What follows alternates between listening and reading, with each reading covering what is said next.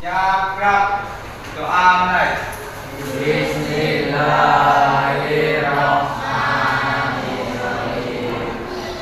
Raditu billahi rabba wa bismillahi dinan wa bi Muhammadin nabiyya wa rasulah. Rabbi zidni ilma warzuqni fahma. Amin ya rabbal alamin. Memberi salam. Assalamualaikum warahmatullahi wabarakatuh. Waalaikumsalam warahmatullahi wabarakatuh. Selamat pagi semuanya.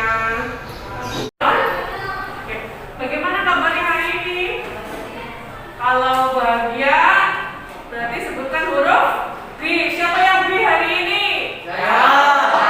Alhamdulillah, berarti semuanya sedang dalam kondisi bahagia ya. Harus ingat bahwa bagaimanapun perasaan kita hari ini, kita harus memulai hari ini dengan perasaan yang bahagia ya. Karena semua yang berawal dari kebahagiaan akan bermuara pada kebaikan ya.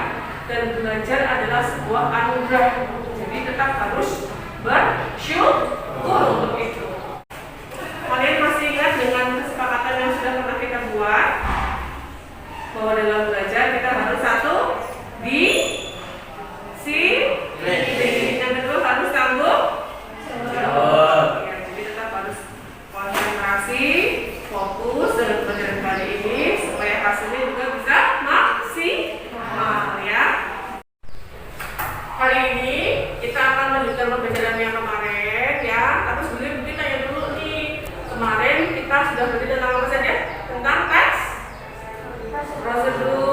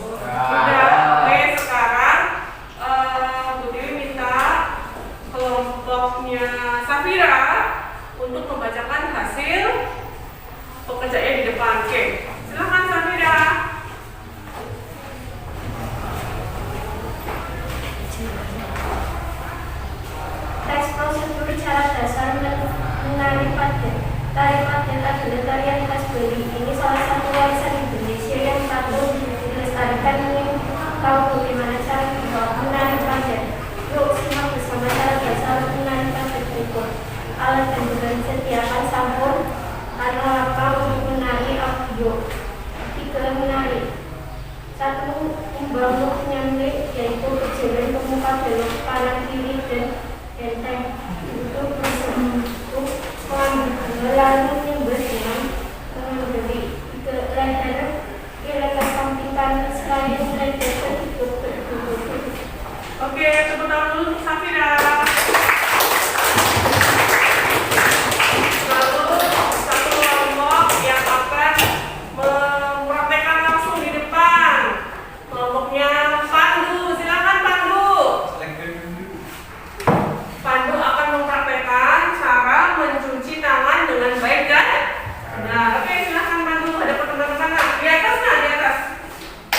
Oke, silakan. Cara mencuci tangan dengan baik dan benar. 1. Ikuti. 1. 2. Pandu beri nomor 2. Terus 3. Ibu jari. 4. Punggung tangan. 5. Oke, dirangkatkan, diputar, lalu terakhir diputar-putar jarinya. Oke, sudah selesai. Terima kasih Pandu.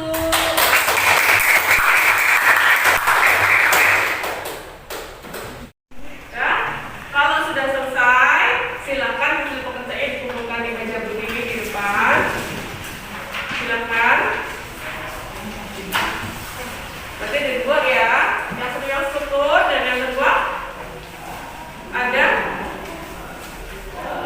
menyajikan kertas dunia. Silakan kumpulkan di depan.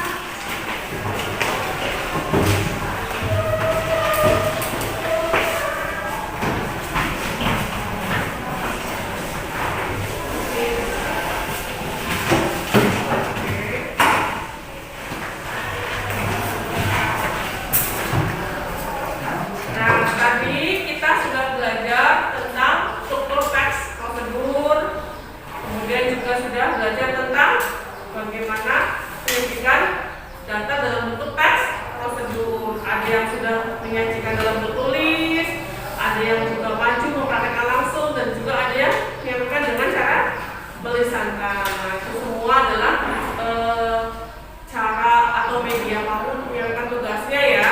Nah, kemudian sekarang Bu Dewi ingin tahu bagaimana perasaan kalian setelah belajar tentang menyajikan teks prosedur. Bu Dewi akan bagikan 2 buah lembar, satunya berupa kertas krep, kemudian satunya lagi adalah lembar jurnal refleksi diri ya. Nanti silakan kamu isi sesuai dengan perasaan kalian hari ini dan apa yang akan kalian lakukan besok. Nah, Bu Dewi bagikan.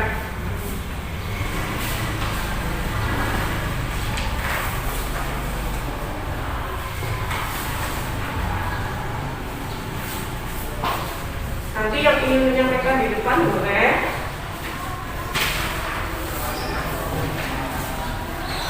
Oke.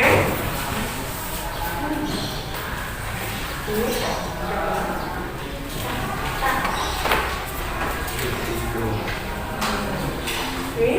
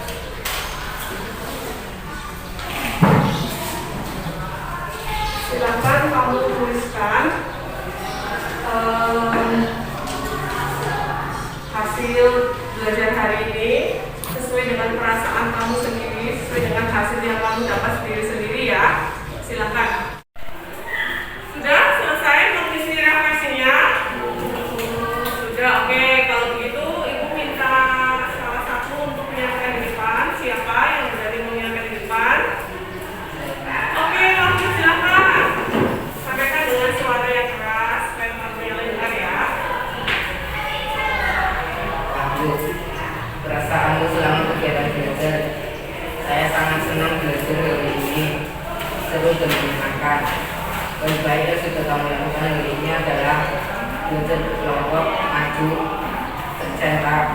Bagaimana saya gambar selama kegiatan belajar adalah struktur teks prosedur, menyajikan teks prosedur, besok membantu ibu memasak, pakai teks prosedur. Oke, tepuk tangan untuk aku. Nah, sebelum Bu Tiwi akhiri ujian kita hari ini, Bu Tiwi sudah membagikan kertas scrap ya. Nah, tuliskan bagaimana perasaan kamu hari ini setelah belajar hari ini. Silakan tuliskan, gambarkan di situ, lalu tempelkan di papan tulis. Ayo silakan. Bu Tiwi beri waktu. Iya, kertas itu kertas scrap itu. Oke. Bu Tiwi beri waktu, silakan menggambarkan bagaimana perasaannya. Apakah senang, apakah sedih? Oke, silakan. Kalau sudah, tempelkan di depan, silakan. Sampaikan sudah, silakan tempelkan di depannya. Boleh tempel di depan? Ya, ayo silakan. Silakan tempelkan di depan.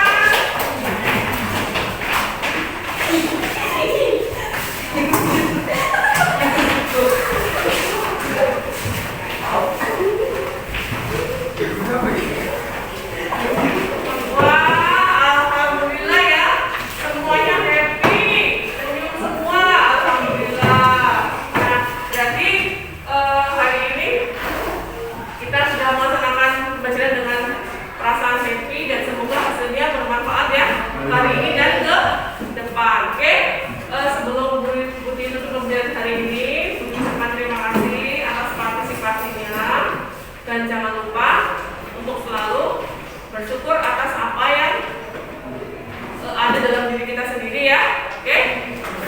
Wassalamualaikum warahmatullahi wabarakatuh. Sampai jumpa lagi.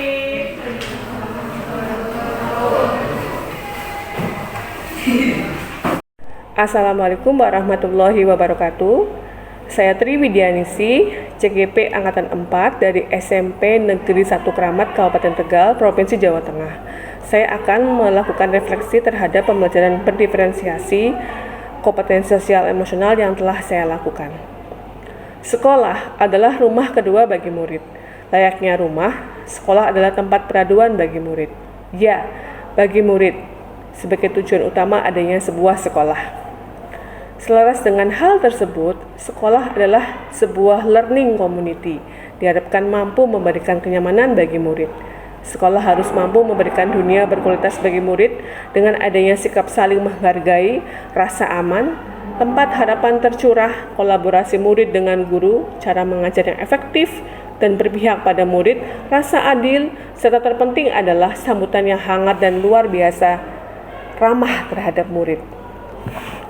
Murid datang dari segala mimpi, murid datang dari berbagai kebutuhan belajar yang berbeda, dari kesiapan belajar, minat belajar, dan profil belajar.